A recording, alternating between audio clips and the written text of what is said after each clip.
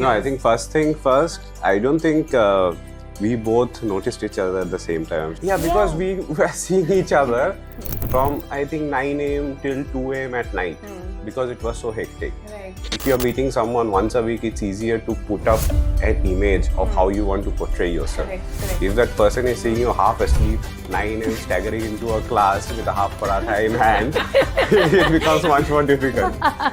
You are from Delhi, he's from Calcutta, and you'll also come from very different backgrounds and cultural upbringings.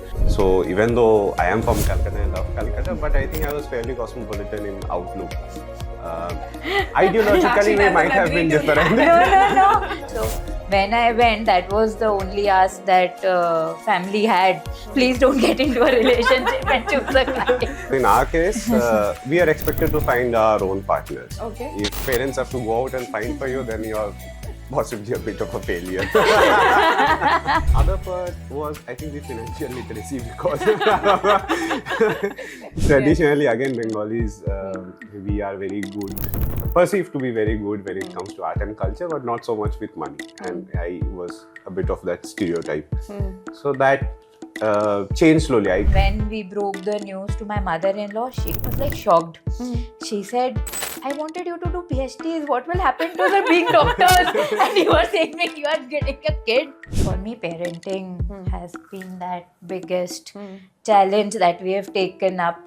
Me without knowing the full-fledged pitfalls of it, but Oh, that was settled the very time. I mean, during our convocation itself, when our parents met, that was like the two-state story. And we were like, we have lived that two-state story. That's our story. But the key here is this is the only relationship that you're not born into, that you're carrying through your life. So whatever you learn in your other relationships that you take for granted, you have to put them to use here. Welcome to Love Shakti podcast. Today we have with us a power couple who've known each other for 17 plus years and they've been married for 13 plus years now. Both of them met at IIM Shillong and work with top tier consulting and strategy firms. So we are thrilled to have with us Sakshi and Shom and would love to know their love story from start to how is it going right now. So in Love Shakti podcast, we cover real life couples with their real life love stories. Thank you for joining us, Sakshi and Shom. Thank you for having us. Super. So we'll start with the very beginning. How did you all get to know each other? Where did you all meet? And where does your love story get started? You can. so we met at IIM Shillong. It was second or third day, I guess, that I saw him. And we became friends. So it was our first batch. So we were having, getting to know the community, getting to know the institute, people around us, and it was fun. It was, I think, my first time that I went outside to study. So was very excited to build friendships. And that's how I think they started. Awesome. Would you like to share your part of the story? Was it love at first sight or was it gradually developing over 2 years? No, I think first thing first, I don't think we both noticed each other at the same time. I'm sure I'm the one who noticed her first. And she somehow noticed me later on. I was actually the group photographer of our class because we didn't have a assigned photographer at that time. So I obviously was a little popular with the women of our class. And that's how she might have noticed me. Yeah. But it was, we were part of the same class. It was a small class. We knew each other. And kind of our personalities drew to each other. And we had a group of friends. It was not just her and me. Actually, one of her friends was a very close friend of mine. Okay. And it started from friendship. Nice. So over the period of 2 years, when did you all know? Like she said, she remembers meeting you on the second or third day. And so when did your friendship start turning into love, or when did you know that this was the person, or this could be the person that you'd want to marry? I don't know the exact date, but I don't think it took long. It was possibly in the first year itself. So because we were already going out as a group of friends and spending more and more time. So I think one day, one of us asked the other, what do you think is going on between us? Because we could see things Something taking a different special turn. was there, yes. Yeah. And we were, I think, quite honest about that. And it was quite natural. it was, we didn't have to like try. So I think it just flew. Yeah. So actually, I want to deep dive a little more on this because a lot of people shy away from acknowledging first their own feelings and then also wondering what the other person might think of them. So, have your personal experiences prior to meeting each other, or even your family backgrounds, or the people that you've seen around, shaped your impression of how a love, marriage, or a relationship for you should look like? So first of all, we were not looking for relationship or not even thinking of marriage, so that took off a lot of pressure off us. We were all looking for company in a new place, and if you find someone that you are comfortable around, then it becomes easier, right? So I had a very few good friends also. She happened to be one of them, with whom I also started going around one on one. So I think it started from there. None of us were thinking that it would go so far. Yeah. And we didn't have any landmark or any milestones in mind, and we were not trying to impress, I guess. Okay. So Because being your true authentic self. yeah, because Yeah. we were seeing each other from I think 9 a.m. till 2 a.m. at night because it was so hectic. Right. If you're meeting someone once a week, it's easier to put up an image of how you want to portray yourself. Correct. If that person is seeing you half asleep, 9 a.m. staggering into a class with a half paratha in hand, it becomes much more difficult. Yeah. So that is why, is MBA colleges or any college for that matter one of the best places to find true love because then you know the true colors of the person inside out. Depends. It's not because if you are a day scholar, then because you are there in classes only, then it maybe get difficult. But over the year or some, you get to know the person in their true form, and it's not that you are going.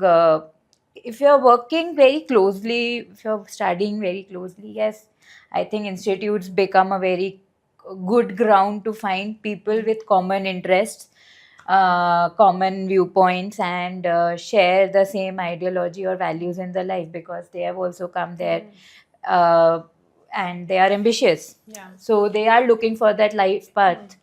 So I think it is a good ground. So you mentioned ideologies and values. And again, I'd like to understand this given, you are from Delhi, he's from Calcutta, and you'll also come from very different backgrounds and cultural upbringings.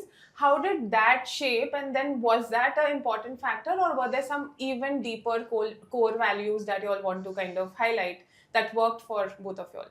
No, I think first of all, our backgrounds were not so different if you look at it, because my father was also in the central government. I had spent 7 years in Delhi as a child, and then I have worked all across the world.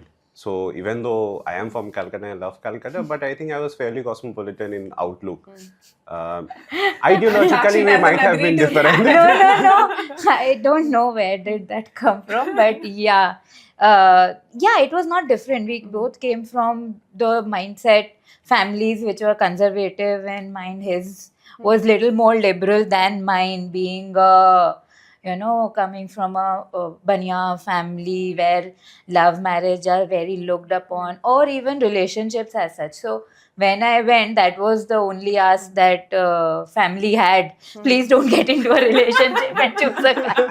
Interesting. Okay. Yeah, that ways I think it was quite different, because in our case, we are expected to find our own partners. Okay. If parents have to go out and find for you, then you are possibly a bit of a failure.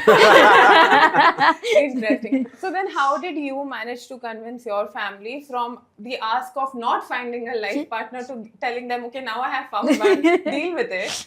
What was that journey like? Yeah, deal with it.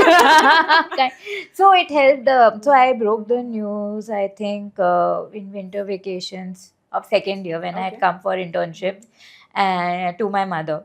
And she was very skeptical. But I said, okay, meet him, and you're coming for convocation anyways in 3-4 months.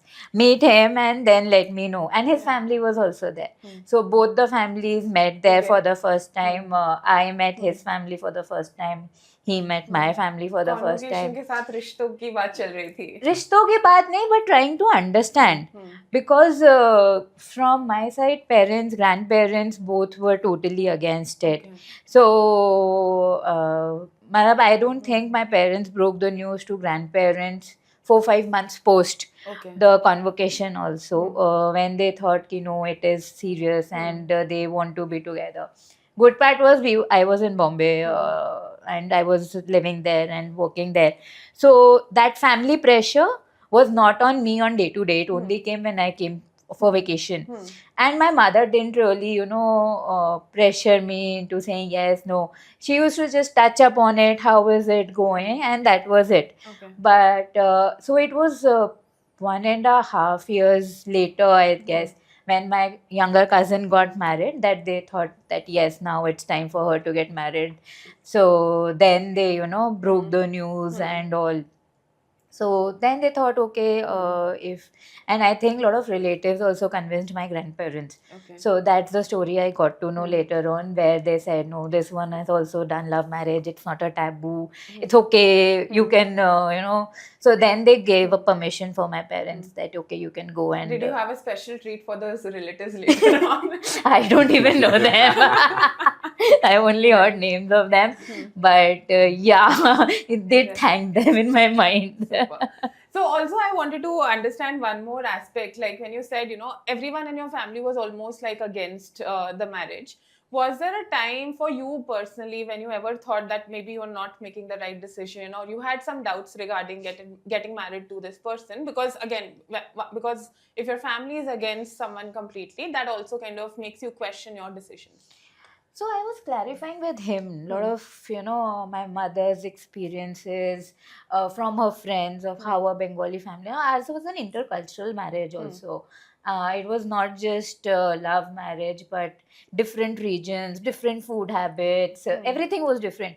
But then we were discussing it a lot. Obviously, it became sometime it became a point that, okay, we will not discuss it. But I think we both knew what other one was going through and supported each other, and then we sailed through. Nice. Shum, I'd love to understand your perspective here as well, because it's often cited that, it's more difficult for the girls, but for the boy to accept someone new coming to their house and make changes around that person. How was your journey and experience, or thoughts even before marriage, that you knew you would have to change or not change, or things you would do to make her feel more adjusted in a new culture, a new location? No, I think that longish courtship period of 4 years, that really helps. Because in arranged marriage, you have at most 6 months, if you are lucky, Right. to figure those out. We had 4 years. So we already knew that we wouldn't have to adjust a lot for each other. That's one of the keys. So we were comfortable being in our skin. Nice. And once she came in to the house, that's what we figured out, that she also fit in nicely. And from my side, I didn't have, obviously, like I said, any issues from my home. It was a bit awkward for me to break the news, that's all. Because in our culture, people tend to not get married by 30. And I was like getting married at 27 because in her culture, girls get married by 27. Right. So a lot of, 25. So I was already 25. Yeah. So most of my friends were unmarried. So I never had a doubt that I wanted to get married. You almost had like a child marriage basis the timeline. Yeah. So I never had a doubt that I wanted to get married, but all my friends were asking, what are you doing? I'm getting married at 27. Interesting. So, and also after marriage, we lived away from family for quite a long time. 2-3 years we got to understand each other more deeply, and in different kind of settings. So when you don't have that kind of parental because you're always being judged, I guess, when a new person comes in. And I also felt conscious in front of his parents whenever we were going for vacations, etc. That so I used to say yes to everything, mostly whatever they said. But when we were away, we got to know each other more deeply there. What we liked, what we didn't like, and obviously because we were in a residential program, that was easier journey than most of the. In terms of adjustment, I think in love marriage versus arranged marriage, what he said, the time to know each other, and because you need to adjust around both, and somehow if values match, your ambitions and your lifelong goals match, then you tend to align. Somewhere, you know, that's why they say the souls get entwined, I think. Because for us now, what I want to eat, he can know it somehow. That let's go and eat, and I'm like, yeah, I wanted to eat that also. So that comes together Telepathy. somehow. Yes. Because and it's very subconscious level. Mm. We are not doing that consciously Correct. now. Correct. But yeah, so that happens, and I think that's what makes marriages last. When you are very, you know, like he said, true to your skin, you Yeah. are what you are, and you adjust or you accept those quirks Right. that the other one has. So it's good. So not just way to a man's heart is said is through a stomach, but it says ways to a woman's heart is also through a stomach. Yes, that's Me, it is. that's true. I think for a lot of Delhiites. Yeah, among other things, we do share that love for food and exploring. We travel for places. food. And we travel Lovely. for food, yes. Awesome. So now let's move on to the phase of your personal growth post-marriage and how both of you all evolved as individuals. So do you think of something, 15 or 17 years back of yourself and you would have never imagined you would do that, and something that you're doing completely differently now from what you thought you were earlier? So one thing from both of you all. I never think that far ahead, so I Okay. have no clue. Okay, something of- which changed completely in you as an individual because like you all came together. Okay, for that, I think finding joys in little simple things or noticing nature. I never did that. And with him, his mother, I think those, noticing at least. I will not say love, but I've started noticing colors of flowers, the trees, the different kind of birds, and the freshness in the air, and the nip in the air in the jungle. So that I feel that I have really, it's something that is incredible. I've never thought that I would do that. Yeah, but finding joys in those kind of things, yes, I have. Lovely. Yeah, that's a beautiful thought. Yes. I have mostly been incredibly independent and aloof, which I still am to a certain extent. But I had never thought of myself as a family person. So that I had completely obviously changed. I've always liked children, but never thought of having one. So to go from there to having a full-fledged family with two wonderful kids, I think that wouldn't have been possible unless I had the support from her. But not just the support, it was also that mental strength that was given by her, because she can handle everything with a lot of composure.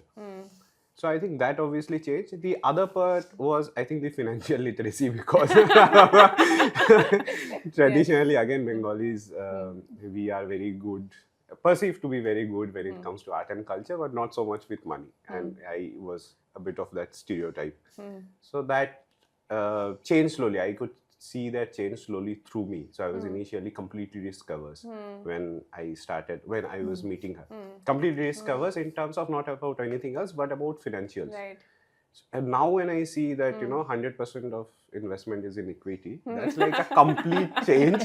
And that mindset has largely been because of her and her family, and because I have been talking to them and trying to understand how the financial world works. So for me, that I think is a practical aspect that has changed a lot. Wow. So that's a wonderful switch of the standard stereotypical dynamics that we Yes. see in couples, where we expect the man to be the one who's like, in charge of the finances, Now, and the it's women the to be more opposite. soft and friendly and, very compassionate towards nature. I think those No, dynamics it's were entirely completely opposite, and I tell that to every friend of mine, and my family also knows that she is the finance minister. I don't take financial decisions. I do take decisions, but I send the file to her for approval. So, amazing.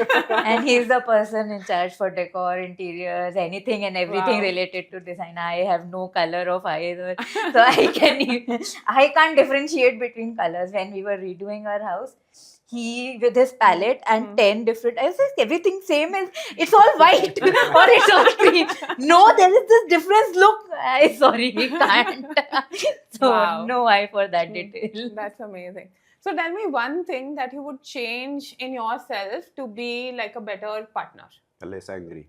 Yes, sir, let's agree for him.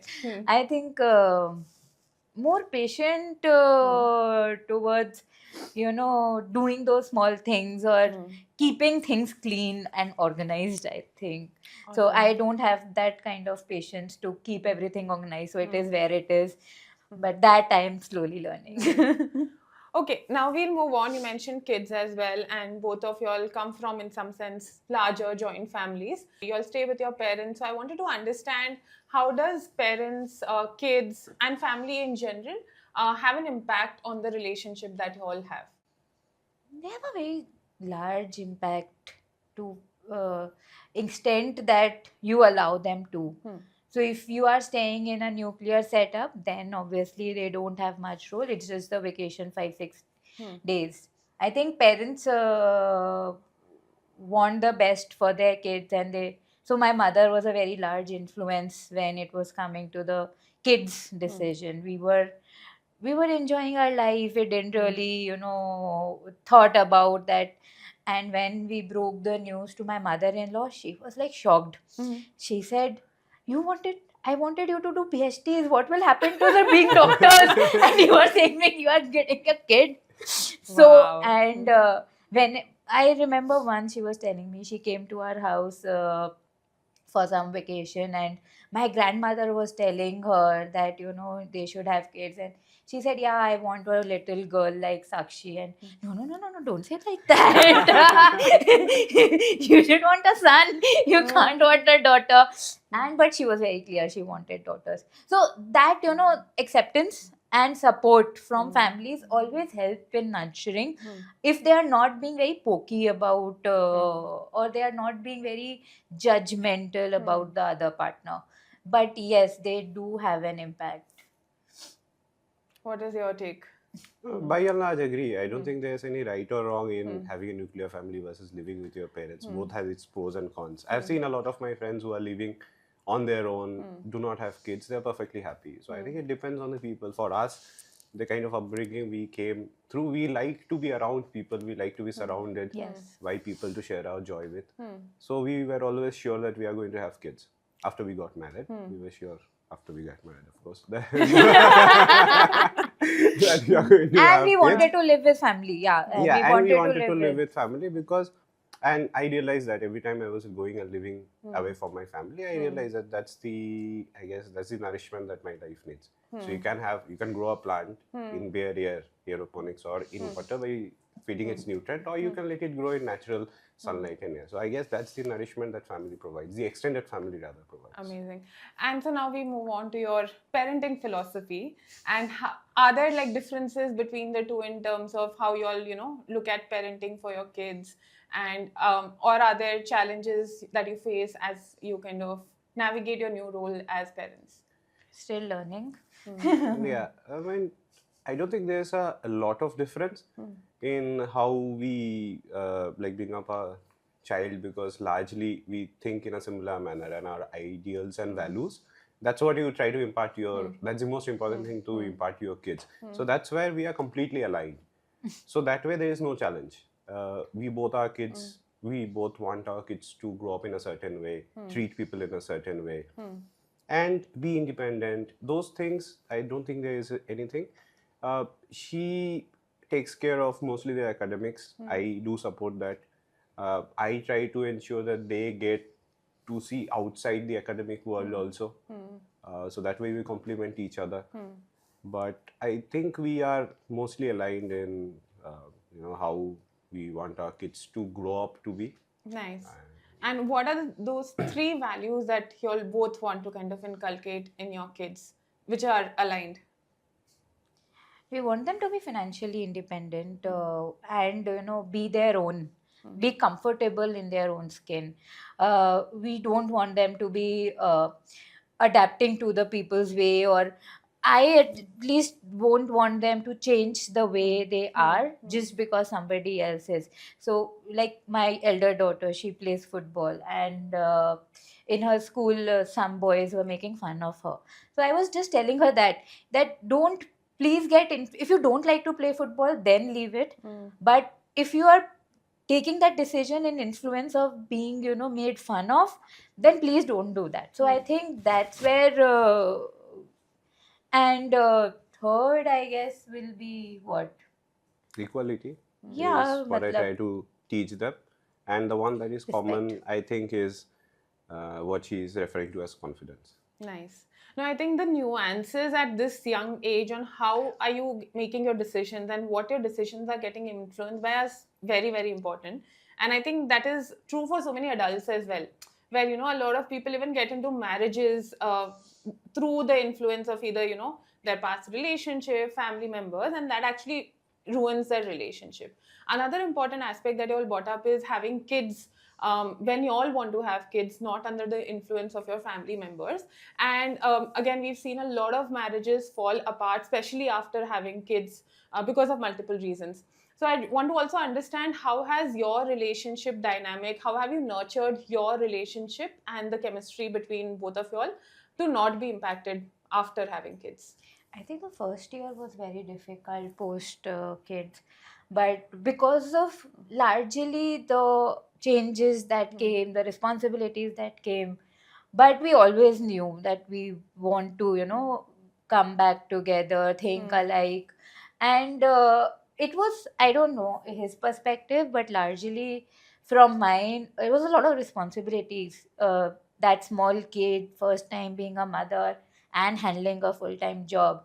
So then we, after 1 year, we decided that no, this cannot go on. I cannot be, so hyper on everything. I cannot make all the decisions by myself. So I tried to stop that. Plus, we tried to take out time for each other once a week or twice a week. We used to go out for coffee breaks or long walks. And once a year, we have decided to take vacations without kids. I think that really helps us. Now that they've grown up, small getaways we do on a quarterly basis without them, and I think that helps us. I think it's important to have time for your own. At the same time, like you asked, how did you cope with it? As I say, it takes a village to raise a child, right? So the impact that the extended family had on taking some of the responsibility off their hands has been invaluable. That's one of the biggest advantages that we are taking by being with their family. I'm not ashamed in admitting that we are also taking advantage of this situation, and they have allowed us to spend time on our own and take out some time, so that I think it really eases the pressure. And I think we try to share responsibilities when it comes to taking care of kids. And now that we have two, it's easy become easier to divide those responsibilities. But yeah, I would really like to thank my mother-in-law for that. She's been a great help and support, and she supports our values. So And not just that, I mean, if you're in India, you can have that ecosystem. You Right. can afford to have help who can, support you as an extended family, nothing less than that. So all that has really helped. Awesome. Cool. Now we'll move on to a phase about any challenges that you've faced in your marriage. And again, was there like a major challenge that you all faced together as a couple and that helped you grow and become better individuals and better friends also? for me, parenting has been that biggest challenge that we have taken up. Me without knowing the full-fledged pitfalls of it, but yeah, I think that we have navigated through and have become stronger, more patient, and I think together. Yeah. No, I don't think there has been any such major differences like that. There are minor differences, obviously, all the time. That we have resolved, and we have tried to figure out what works for the other person and what we need to change in ourselves. So that has been a small learning that is still, we are still learning that. Yeah. But other than that, I think it has been a fairly smooth sailing. So what's been like the most ridiculous fight that you all have, and how did you all manage to resolve we it? still have that fight almost every day. But ridiculous is, if we are fighting, then it is important for one of us.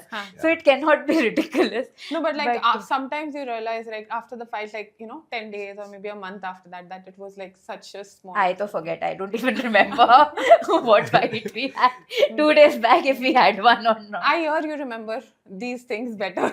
So why No, don't it's because I'm having a recurring fight. I'm like a very organized person. I want Okay. things to be do, in do order. you schedule and your she's not. fights in a folder mentally? Yeah, I mean, almost like say, I think beginner level OCD we might classify it, and she is like very easygoing. So that is something that we are always fighting on. Nice. But we always realize that it's silly So to what is your reset button when you have these fights and things get tough? sleep. Just sleep over But it. everyone says you should not sleep over like a fight. No, You should, just like her, I also don't carry my grudge, and the next day I would forget everything. Okay. So, but there's this common thing that people say that you should never like fight and sleep. You should resolve it before sleeping.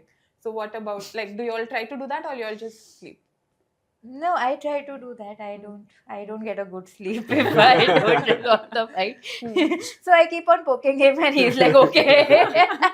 No, for me that I mean I that thing that saying that you are saying that you mentioned, right? No, I don't think it impacts me. I mean, I'll wake up next day, I'll forget everything, I'll do a fresh start. Okay. I think that is a sort of a power I have. Interesting. So not just with her, with anything in life. Okay. Got it. And like, how do you keep off external pressures, whether it is family, work, society, from impacting your relationship in general? See, the things that are happening outside will always have an impact. We cannot deny it. The only way we can handle it is by sharing with each other and seeing whether, and it's got nothing to do with being in a relationship or not. It's about handling your pressure. There are things you can influence and things you cannot. If you can influence it, figure it out with your partner, what's the best way to influence it. If you cannot, then figure a way around it. So if you have someone to share that with, right, it can be your best friend. Right. Or it can be your partner, or it can be your best friend that you made into your partner, if you're lucky. And that's it. I mean, it's a... Yeah, it's always easier to have someone, you can rely on. So if job gets tough, okay, leave it, I'm there. So that fallback option, that shoulder is there, that hand is there. So that makes good impact in, easing some of that. Interesting. So you focus on your own internal locus of control that we say, and then obviously also support each other in their tough times. Yeah, because we have our own spheres of responsibility in our life, in our relationship. So awesome. Now I'll move on to a section where we help others choose better life partners. So what are the 3 most important qualities that you would say a single should look for, or they often overlook while finding a life partner? that's a very deep question. I don't think I have thought it over. But when we are meeting someone, right, we are always trying to impress that other person. So it's easy to get swayed at, how, if you're meeting them, how that time is going. But I think it's also important to see how you're dealing with being away from that person. Are you thinking about someone else? Are you thinking about that same person? So that kind of will tell you whether, she's the one, or whether you're just there for the fun of it. And secondly, everything said and done, I think the ability to have a deep conversation with the other person, that for me had always been one of the biggest things, because everything else will fade. Till the end of the time, this conversation is what will keep going. So I think that's another thing to look for, and that conversation need not be verbal, right? If you are able to spend time in silence with that person and still communicate, I think that's a big sign. Wow. Okay. Sakshi, you would like to? No, I think covered. But yeah, your values should, some of that should match. And if those match, so you should be able to give a 7 or 8 on 10 to that person. And will Was you he like a to 7 keep? or 8, or was he a 10 on 10? He became a 10 on 10. Now he's 11 on 10 or 100 on 10. Wow. Okay. But yeah, so he should be your friend. You should be able to identify them as your friend if you're looking for a partner, because it's a friendship that will last. If you think that no, this person cannot be my friend, then he cannot be your life partner also. Wow. Yeah. So I think that's a very good and someone you can introduce your parents to and will be proud to introduce them to. So those two things, I think, for me, judge whether what I want So to the do. old movie dialogue, "Pyar dosti hai." Yeah, definitely. Awesome. So if you were matchmaking for a friend, what would you ask that their potential partner? One question. What do they want to do in their life? What is their ambition? Okay. Because I know my friend, I know what they want to do. I would want to understand what the other person wants. Okay. Obviously, they would have reasons for choosing each other. There's Right. no point asking what do you like in them. Huh. But it's a journey, and I would want in one. If you ask me one question, so I think that's the best thing to know. That where do they want to go in their journey? Okay. Nice. And do they enjoy their company? If they are not together, then what impact will that have? So that also tells a lot about the other person. So these, I think, the good question that he asked. Okay. And what's one green flag that you would say that signals that this person could be a good spouse? A good person. Okay. Matlab, he is kind, he is helpful, not just to you but to others. He takes stand. I think of being a good person, and obviously my friend. So yes, those two things are the checklist that What's I will one have. big green flag for you? Like she said, taking a stand for you. Okay. It can be anywhere, but basically that person taking a stand for you is, I a think big that's green one of flag. the biggest thing that works, especially when family comes into place. Correct. And again, we've seen marriages where the son is probably not supporting the wife, and the family members are influencing the decision and the dynamics between the Right. couples a lot. Right. So I think that's where taking a stand really Correct. works. Yeah. So let's just get to some little fun bits. So what's the weirdest way that your partner has made you laugh?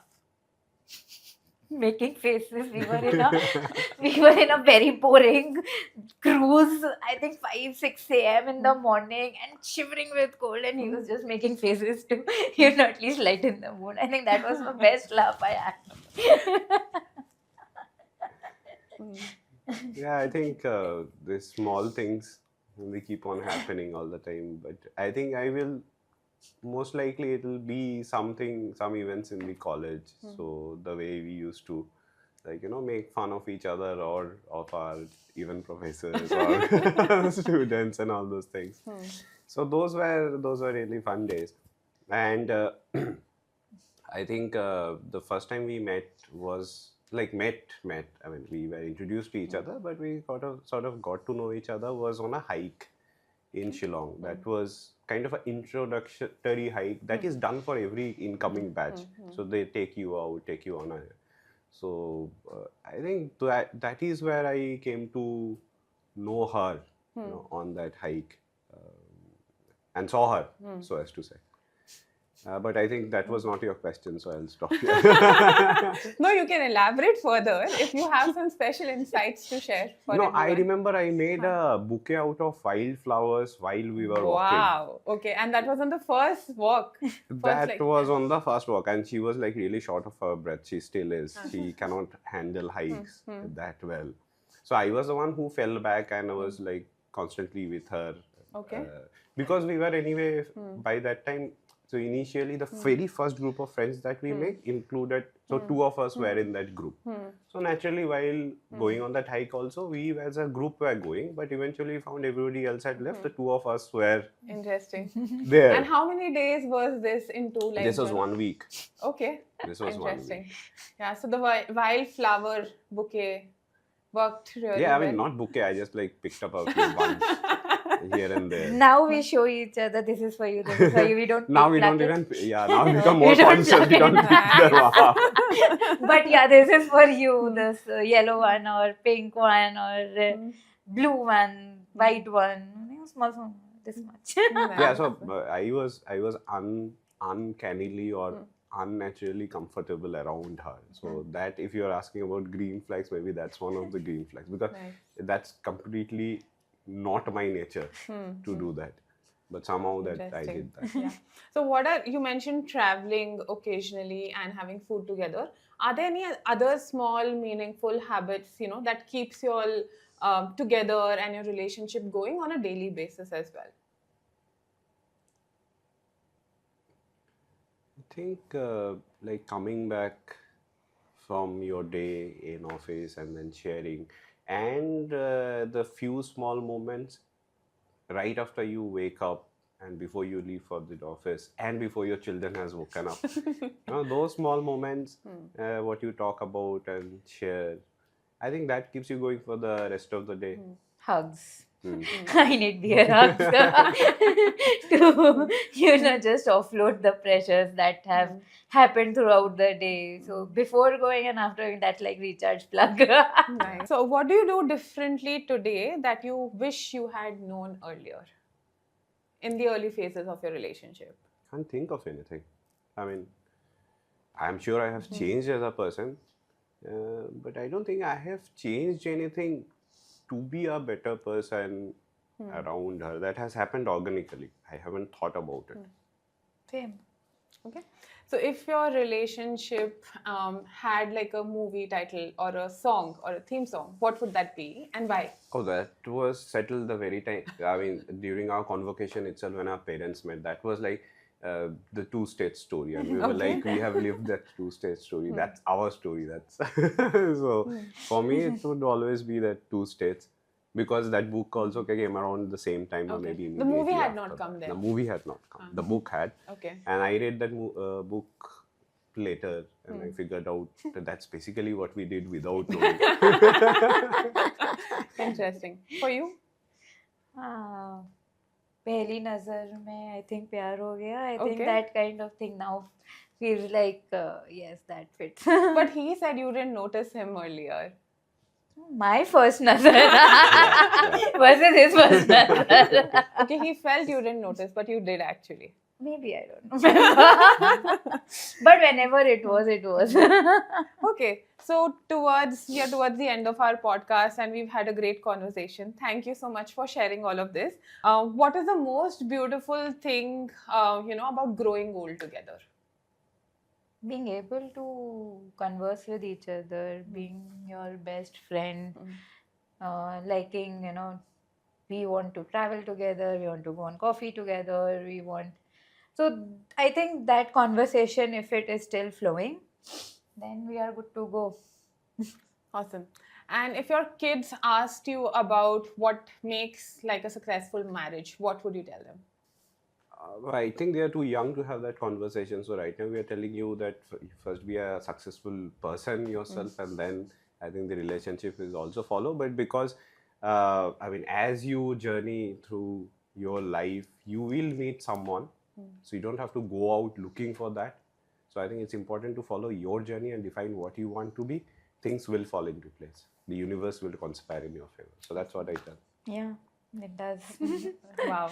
Because from Delhi, meeting a Calcutta person, universe, he was not supposed to come to IIM Shillong. I was not supposed to go to IIM Shillong. I never, I think for interview also, I decided I will not go. But in the morning, 6 o'clock, my sleep, and I was like writing form and filling that form at 8 o'clock in the morning for interview at 9 a.m. So I think universe conspired to get me to IIM Shillong, and same for him. Okay. So we were never supposed to meet. So is there a secret ingredient to love that lasts, or is it like the blessings of the universe? No, it's secret ingredient. No, I think It's it's you. like it's in just like any other relationship. But the key here is this is the only relationship that you're not born into, that you're carrying through your life. So whatever you learn in your other relationships that you take for granted, you have to put them to use here. That is what makes this relationship unique. But I don't think it is any different than any other relationship. Okay. So whatever works, you have to put your work, you have to put your effort, even sustaining your relationship with your parents after you move away from them. Right. So you have to do that in this relationship as well. So And it needs constant work, effort. Yeah. You cannot take the other person for granted now that he's there for 13, 14 years. Now I can do, as I like without considering what he likes. So I do that most of the time, but yeah. So it takes work and it takes constant effort. Yeah. But so does every other relationship. So I don't think there's a secret ingredient specifically for this relationship. But like everything, it needs work. Super. Thank you so much for sharing these wonderful insights with us. And what I'm taking away is the most important part is being authentic to yourself, working on yourself continuously, and not taking each other for granted to build a lasting partnership. Thank you so much for joining us. It was lovely talking to both of you, Sakshi and So. Thank you for having us. Thank you so much for joining us today in the Love Shakti podcast. Hope you all enjoyed and take away a lot of insights from this amazing conversation. If you have any comments or insights, please feel free to share them with us below. Thank you.